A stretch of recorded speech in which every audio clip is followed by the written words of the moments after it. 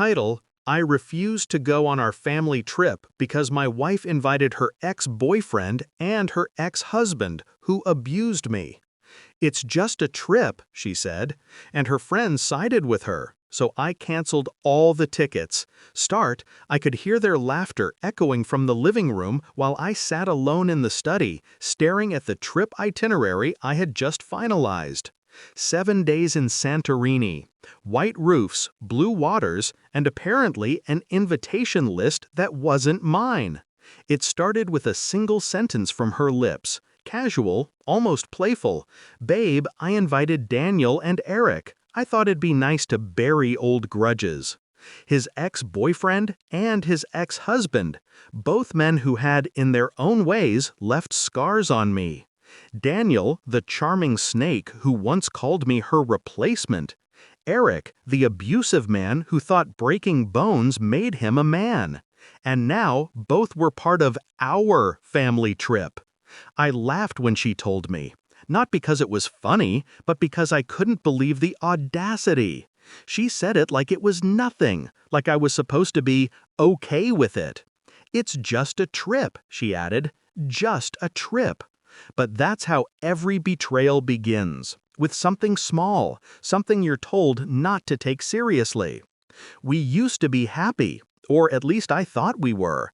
5 years of marriage, 2 children, 1 home built from nothing but trust and shared dreams. She said I grounded her, that I was her calm after years of chaos. I believed her. I built my world around that belief. But lately, her phone had a new rhythm, a vibration that came with a smile she tried to hide. Her late nights at book club turned into silence when I asked questions. And then, that message I saw by accident. "Can't wait to see you both in Santorini. It'll be just like old times." 3 names in that thread. Hers, Daniel's, Eric's. Old times. I didn't need to ask what that meant. The night I confronted her, she rolled her eyes. "You're overreacting," she said. "We're all adults now. You need to grow up." Grow up. That's what she said to the man who paid for the tickets, who planned every detail, who once begged her not to let those men near our family again. When I told her I wouldn't go, she didn't flinch. "Fine," she said, "we'll go without you." Her friends agreed, calling me controlling, insecure, dramatic. They didn't know what I knew. They didn't know the kind of man Eric still was, or that Daniel never truly left her life. They didn't know what I'd found, because I'd been watching, listening, and quietly preparing. I had already called my lawyer 2 weeks earlier, before the trip was even mentioned. There was a reason. A friend in IT had helped me recover deleted messages from her old phone. There were bank transfers, hidden accounts, photos that didn't need captions. She wasn't planning a family trip. She was planning her exit, with half my savings. So when she and her friends laughed about me pouting over the exes, I smiled too, because they didn't realize the clock was already ticking. I canceled every ticket that night, one by one, every booking, every transfer. And then I booked myself a one-way flight to Tokyo, a city she hated, a city with no memories of her. Before I left, I made one final call. My lawyer sent the divorce filing, time-stamped with evidence of infidelity and financial fraud, all traceable, all signed. When she and her little entourage gathered at the airport the next morning, dressed for Santorini, they were in for a surprise. No flights, no bookings, every confirmation code invalid, every hotel reservation void.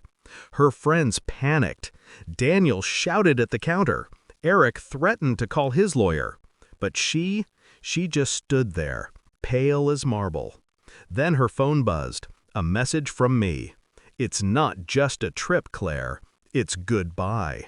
By the time she got home, the locks had been changed, her accounts frozen, her car repossessed. Every joint asset split under a clause she had signed years ago when she said, "I trust you. Do whatever makes you feel safe." Funny how trust becomes a weapon when used correctly. Her friends stopped calling after that. Daniel disappeared again, this time for good. Eric tried to intimidate me through text. I sent his parole officer the messages.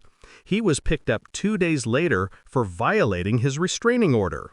As for her, she called me once. No anger, no apology, just silence. Then she whispered, "You planned this." I didn't deny it. I didn't need to. Silence was enough of an answer. The world thought I vanished. In a way, I did. Tokyo became my reset, a city where no one knew my name or my story.